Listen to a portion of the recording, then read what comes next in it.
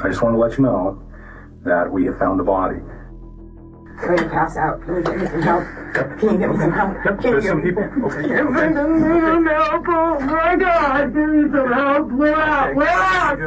We're out! Help me, please! This mother has just received shocking news about her missing daughter's dead body being found. But at the scene, what the officers discover is far more horrifying than anyone expected. Uh-oh. See that? That's not good. It looks like a human head to me. Yeah, it looks like a chest cavity in the dark. Drag mark right there. We got drag marks right there. And we got a female body. Basically, she's face down, pants down. I can see enough. On March 8th, 2020, an officer responds to a missing persons report, which sets the stage for a chilling mystery. Is it son or daughter? Daughter. Daughter? Yeah. Okay. What is daughter's name? Brittany, you want to pick me, get a picture? Her friend that had her. I talked to him. He dropped her off at the high school down here at 4 o'clock with some guy. And I go, what guy? And he goes, I don't know. She just said my new friend. Tall, white, cowboy-looking guy with a green truck. And now nobody can find her. None of her friends. Her phone's not on. Okay. I don't know where to find her. Has she ever did this before? No. Never done this before? No. And even when she does go out and do dumb things, we get a call with some crazy kind of an excuse. You know what I mean? Trying to get her out of trouble. Nothing. Not a friend. None of her friends or best friends. Nobody can find her. When 16-year-old Gabrielle Brittany Ulaki fails to return home after her father Jim Ulaki's band practice, he urges her mother Alicia to file a report, setting in motion an investigation that will uncover far more than a simple disappearance. Brittany's phone has gone dark, and the only clue they have is a fleeting description. And all we know is that it was a green truck. We know nothing else about the individual. No, the boy said it was an ugly green F-150 from the early 2000s. The officer learns that Brittany was last seen with her friend Bryce Dickey, who dropped her off at school. But something about the incident immediately catches the officer's attention. Is there any other friends that were with Bryce, or it was just Bryce? It was just Bryce. And she was with him, and then he dropped her off, and he had no idea who this guy was? No, and he even said it seemed sketchy. And I'm like, well, why'd you leave her? Why'd you leave her? Did Bryce happen to mention it if it was a Nevada license plate? Did you see that much? No, I didn't see anything about the truck. He said he was a pretty good distance away from it. So he dropped her off, and then she walked quite a ways? She didn't want him to just pull up to the vehicle? He said he dropped her off right in front of the school, and then she walked into the parking lot. Brittany asked to be dropped just a short distance away, an oddly precise choice, too deliberate to be random. Just as the officer wraps up, her mom has one more name to drop. Her best friend said that she's been talking to a guy named JT. She says she doesn't know anymore, she just keeps calling him JT. She goes, has anybody talked to a guy named JT? I know they've been talking a lot lately. What's Bryce's last name? Dickey. Dickey. In the days before she vanished, Brittany's contact with the stranger worried her family. Social media hints at the link, but the full story remains hidden. Identifying JT as their prime suspect, the investigators' most urgent task becomes locating him. Believing Bryce is the only person who can reveal JT's whereabouts, they interview him at the high school parking lot. Hey, Bryce. Let's go. Good. I appreciate you being here. Yeah, no problem.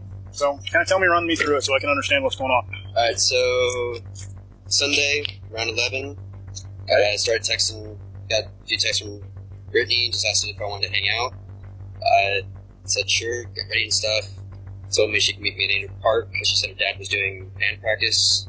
And then went to town, called her when I got into town on 5th, and then picked her up at Angel Park, drove around, went up towards Mountain View, kept driving around, and then we were over in the horse palace section, and my dad called me asking if I could come back home.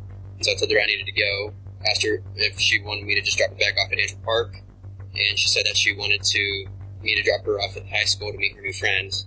As he continues his story, Bryce recounts the final moments in which he saw Brittany.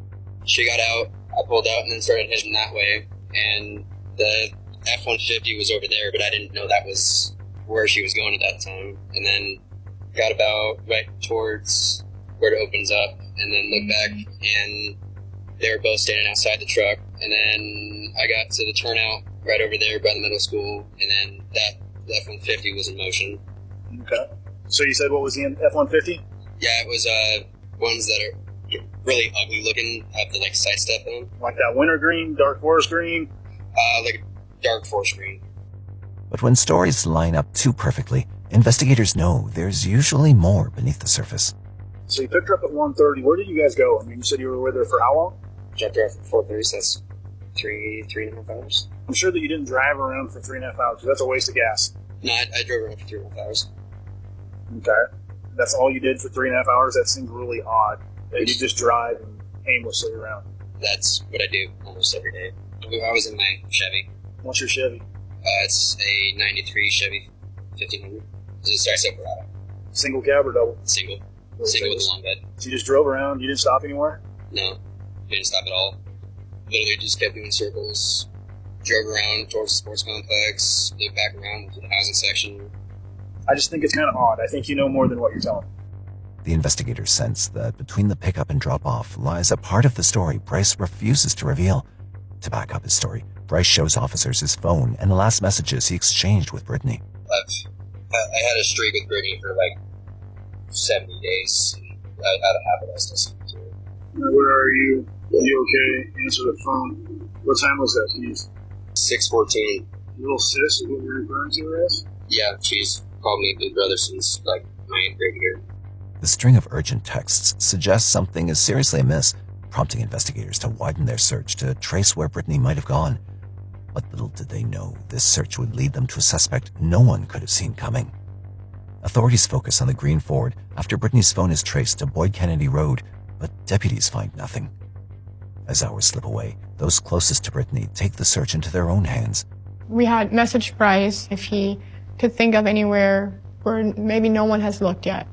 And he said, Spring Creek Mountains. And then he texted me and he told me, I love you. I'm so sorry this happened, but I hope you guys don't blame me. And I said, Bryce, we definitely do not blame you one bit. We love you too, bud. Keep your head up. Meanwhile, Alicia distributes 540 flyers in 2 days, and a non-stop tip line floods investigators with leads.